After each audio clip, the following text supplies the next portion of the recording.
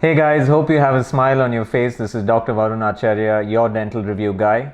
Here today to talk to you about facebows. Facebows are extremely essential when we do our full mouth reconstructions or any type of reconstruction which involves anterior aesthetics.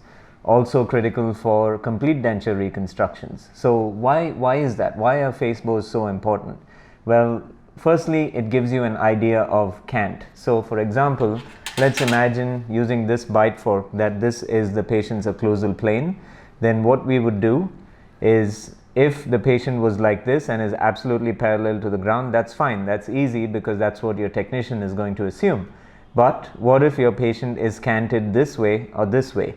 This information is given to you by the facebow. So if your patient was canted this way, then when you transfer this to the articulator, the technician is going to see that the patient has a cant in either this direction or this direction, and then can make appropriate corrections so that the occlusal plane is parallel to the ground and looks aesthetic. So that's a very important use for the facebow. Secondly, it's an easy way to orient the maxillary cast to the upper member of the articulator. The upper member of the articulator receives the maxillary cast once you use the facebow, so it makes life just a lot simpler, and you're removing this arbitrary just using some wax or some sort of block over here to mount the upper member or the upper cast. So that's another benefit, and it gives you that accuracy because this is supposed to represent the patient's jaws when the patient isn't there, and you want this to be as realistically close to what the patient is. So we want to mount that maxillary cast just like how the patient's maxillary teeth are related to his jaws. So that's a big use for the facebow. It just gives you a lot more accuracy. So specifically today, let's talk about the Hanau wide views compatible facebow. This is called the Hanau Springbow. So at its very basic, that's the bow itself, and there's the earpiece. This whole contraption can be autoclaved. This is for your third point of reference. This in the Hanau system points to the infraorbital notch. So now what happens is, this is called the transfer assembly.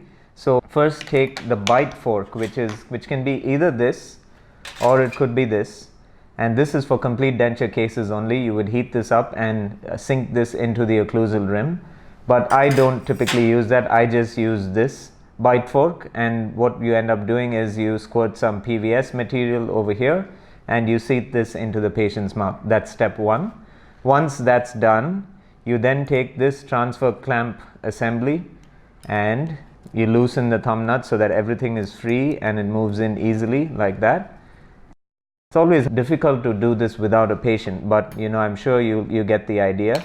So, and this part goes into the ear. So you put this in, you lock this, you get that in, and this is going to be approximately where the patient's mouth is. So we lock that as well.